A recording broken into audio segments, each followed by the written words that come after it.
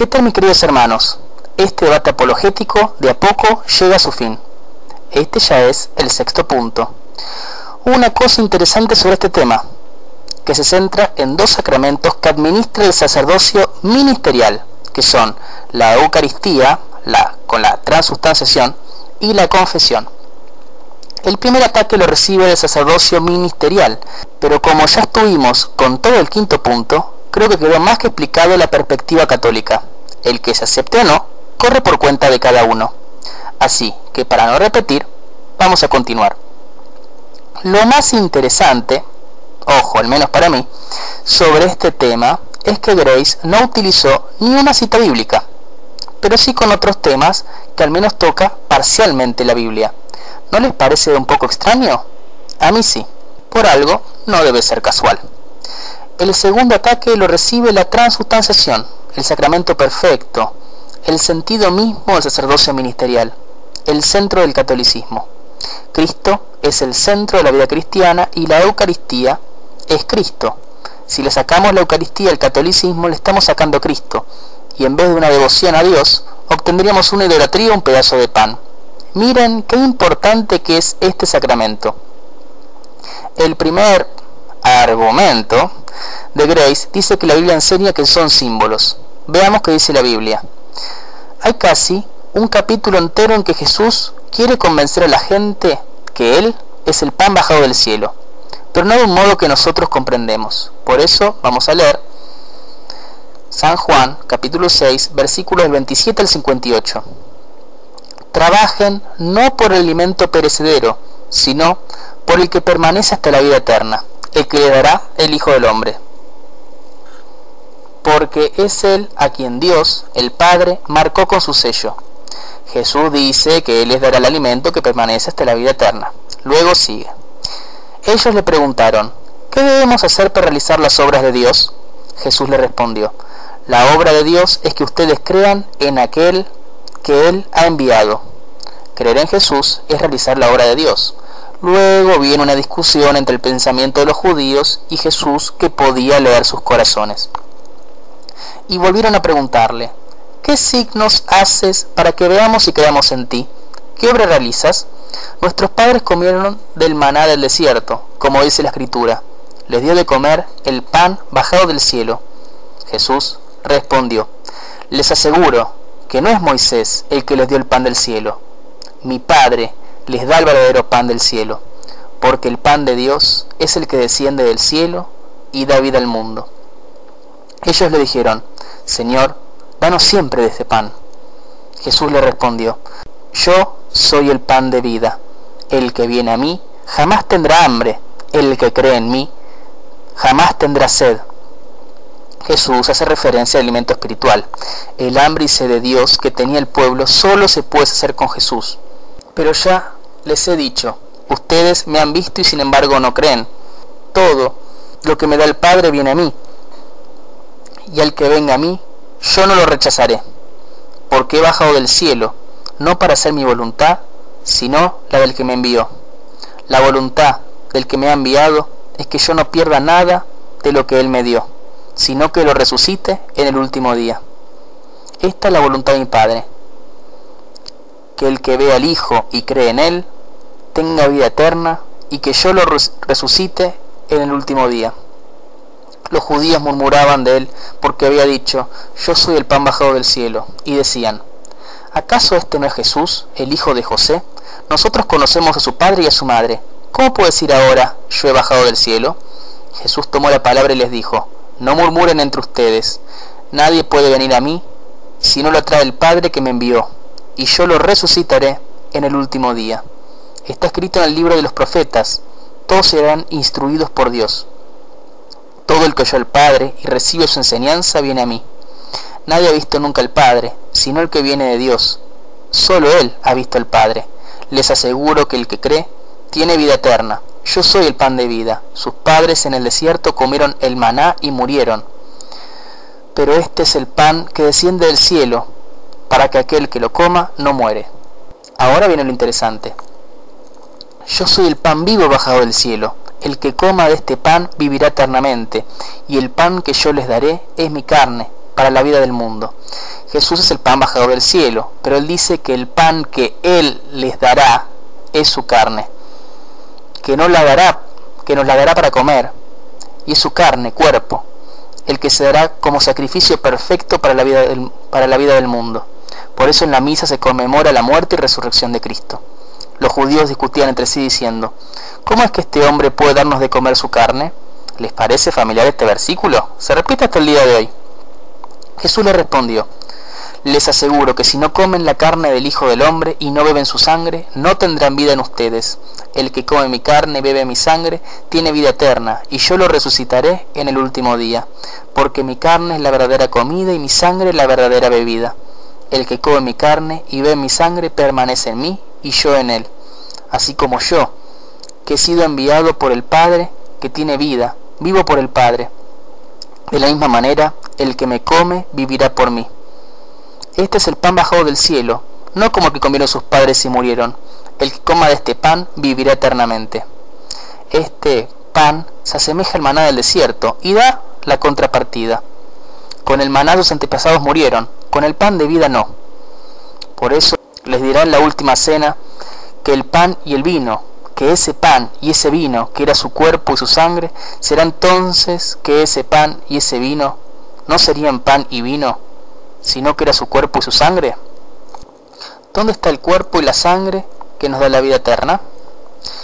San Mateo, capítulo 26, versículos 26 al 29. Mientras comían, Jesús tomó el pan, pronunció la bendición, lo partió y lo dio a sus discípulos diciendo: tomen y coman, esto es mi cuerpo. Después tomó una copa, dio gracias y se la entregó diciendo: beban todos de ella, porque esta es mi sangre, la sangre de la alianza, que se derrama por muchos para la remisión de los pecados. Les aseguro que desde ahora no beberé más de este fruto de la vid, hasta el día en que beba con ustedes el vino nuevo en el reino de mi Padre. La pregunta es que si Jesús hablaba de sí mismo, ¿por qué le da el pan, el símbolo del pan y del vino? A no ser que eso pareciera pan y que pareciera vino, y que realmente sean su cuerpo y su sangre, que no sean pan y vino. Pero tenemos indicios de que es su cuerpo y su sangre, en vez de algo simbólico. Juan, capítulo 2, versículo del 3 al 10. Y como faltaba vino, la madre de Jesús le dijo: no tienen vino. Jesús le respondió: mujer, ¿qué tenemos que ver nosotros? Mi hora no ha llegado todavía. Pero su madre dijo a los sirvientes: hagan todo lo que él les diga. Había ya 6 tinajas de piedra destinadas a los ritos de purificación de los judíos, que contenían unos 100 litros cada una. Jesús dijo a los sirvientes: llenen de agua estas tinajas, y las llenaron hasta el borde. Saquen ahora, agregó Jesús, y lleven al encargado del banquete. Así lo hicieron.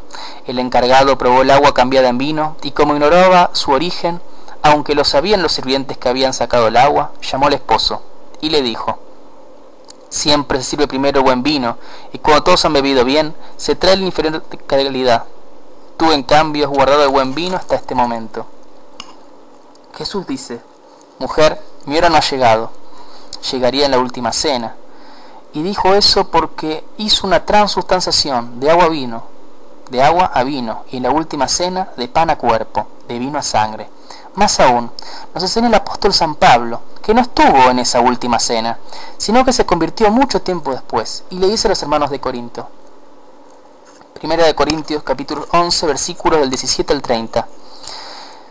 Y ya que les hago esta advertencia, no puedo felicitarlos por sus reuniones, que en lugar de beneficiarlos, los perjudican. Ante todo, porque he oído decir que cuando celebran sus asambleas hay divisiones entre ustedes, y en parte lo creo. Sin embargo, es preciso que se formen partidos entre ustedes, para que se pongan de manifiesto los que tienen verdadera virtud. Cuando se reúnen, lo que menos hacen es comer la cena del Señor, porque apenas se sientan a la mesa, cada uno se apresura a comer su propia comida, y mientras uno pasa el hambre, el otro se pone ebrio. ¿Acaso no tienen en sus casas para comer y beber? ¿O tan poco aprecio tienen a la iglesia de Dios, que quieren hacer pasar vergüenza a los que no tienen nada? ¿Qué les diré? ¿Que los voy a alabar? En esto no puedo alabarlos.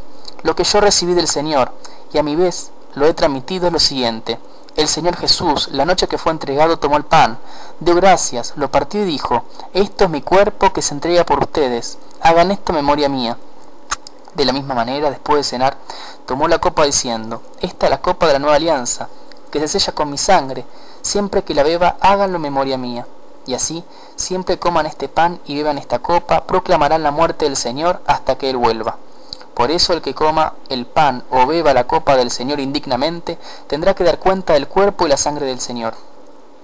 Que cada uno examine a sí mismo antes de comer este pan y beber esta copa, porque si come y bebe sin discernir el cuerpo del Señor, come y bebe su propia condenación. Por eso, entre ustedes hay muchos enfermos, débiles, y son muchos los que han muerto. Y si nos examináramos a nosotros mismos, no seríamos condenados. Comer el cuerpo y la sangre del Señor sin discernir, come y bebe su propia condenación. Si fuesen meros símbolos, no habría condenación. A nadie se lo condena por un símbolo. Nadie se enferma, nadie se pone débil o muere por un símbolo o por un memorial.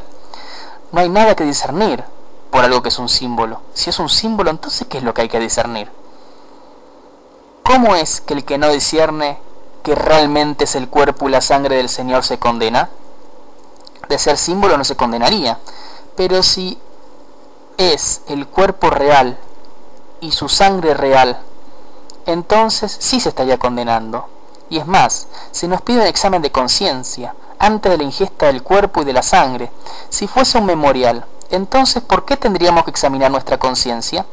El memorial es algo que ya pasó y que lo estamos recordando. El símbolo es una representación que representa a, que no es, pero que representa a algo. ¿Cómo es que algo que representa el cuerpo y a la sangre puede ser motivo de condenación?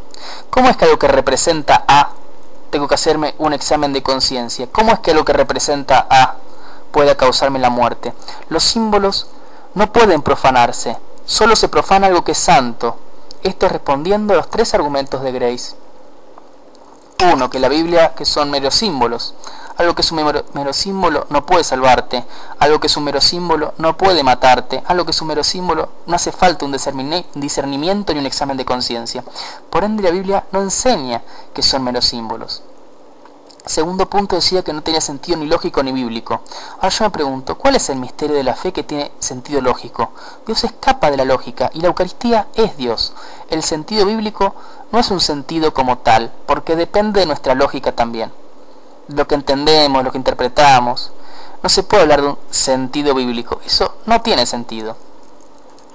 Y en el punto 3, que decía que era imposible, significaría que, según para Grace, hay lo que es imposible para Cristo y por ende para Dios. Grace lo que está diciendo es una blasfemia. Eso es lo que es. Dios en su omnipotencia podría hacer eso y muchísimo más. Y no puedes decir que Dios no es capaz a algo, porque sería blasfemar contra Dios. Podrás decir que para vos no pasó eso, pero nunca puedes decir que Dios no puede. Y cuando habla del memorial, San Pablo habla que hay que hacerlo hasta el fin de los tiempos. El cuarto punto es interesante y es sobre el sacramento de la confesión auricular y de la confesión en sí. Dios le da poder a Pedro para atar y desatar las cosas de la tierra y en el cielo. Evangelio según San Mateo, capítulo 16, versículos 18 y 19. Y yo te digo, tú eres Pedro, y sobre esta piedra edificaré mi iglesia, y el poder de la muerte no prevalecerá contra ella. Yo te daré las llaves del reino de los cielos. Todo lo que ates en la tierra quedará atado en el cielo, y todo lo que desates en la tierra quedará desatado en el cielo. Y luego los 12. Mateo 18, 18. Les aseguro que todo lo que ustedes aten en la tierra quedará atado en el cielo, y lo que desaten en la tierra quedará desatado en el cielo. Pero Jesús nunca le dijo a los 12 el cómo, simplemente les dio su autoridad. Juan 20, versículos del 20 al 23. Mientras decía esto, le mostró su mano y su costado. Los discípulos se llenaron de alegría cuando vieron al Señor. Jesús les dijo de nuevo: la paz esté con ustedes. Como el Padre me envió a mí, yo también los envío a ustedes. Al decir esto, sopló sobre ellos y añadió: reciban el Espíritu Santo. Los pecados serán perdonados a los que ustedes se los perdonen, y serán retenidos a los que ustedes se los retengan. Esta es la autoridad de los apóstoles para perdonar los pecados, que a la vez se la transmitieron a otros discípulos. Segunda de Corintios, capítulo 2, versículos del 5 al 11. Si alguien me entristeció, no me entristeció a mí solamente, sino también, en cierta medida, lo digo sin exagerar, a todos ustedes. Pienso que es suficiente el castigo que la mayoría ha impuesto al ofensor. Conviene ahora perdonarlo y animarlo, para que el pobre no quede agobiado por una pena excesiva. Por eso les ruego que en este caso hagan prevalecer el amor. Antes les escribí para ponerlos a pruebas, y a ver si son capaces de obedecer en todo. Pero ahora yo también perdono al que ustedes perdonan, y lo hago en la presencia de Cristo por amor de ustedes, para que Satanás no saque ventaja de nosotros, ya que conocemos bien sus intenciones. Aquí hay un ejemplo del perdón de los pecados a la iglesia de Cristo. Es más, es un sacramento bíblico. Segunda de Corintios, capítulo 5, versículos 18 y 21. Y todo esto procede de Dios, que nos reconcilió con Él por intermedio de Cristo, y que nos confió el ministerio de la reconciliación. Porque es Dios el que estaba en Cristo reconciliando al mundo consigo, no teniendo en cuenta los pecados de los hombres, y confiándonos la palabra de la reconciliación. Nosotros somos entonces embajadores de Cristo, y es Dios el que exhorta a los hombres por intermedio nuestro. Por eso, les suplicamos en nombre de Cristo, déjense reconciliar con Dios. Al que no reconoció el pecado, Dios lo identificó con el pecado en favor nuestro, a fin que nosotros seamos justificados por él. Dios les confía a ciertos hombres el ministerio de la reconciliación. Por ende, son como embajadores de Cristo. ¿Pecado solo confesarlos con Dios? Eso es bíblico. Santiago capítulo 5 versículo 16. Confiesen mutuamente sus pecados y oren los unos por los otros para ser curados. La oración perseverante del justo es poderosa. San Ignacio de Antioquía en el siglo II, en su carta a los Filadelfos, capítulo 8, versículo 1, decía: eso sí, a todos los que se arrepienten les perdona el Señor, a condición que su arrepentimiento termine en la unidad de Dios y en el tribunal del obispo. ¿Hay en la Biblia un instructivo que diga que hay que pedir perdón por los pecados única y solamente directamente con Dios? De ser así, ¿por qué le dio ese poder a los apóstoles?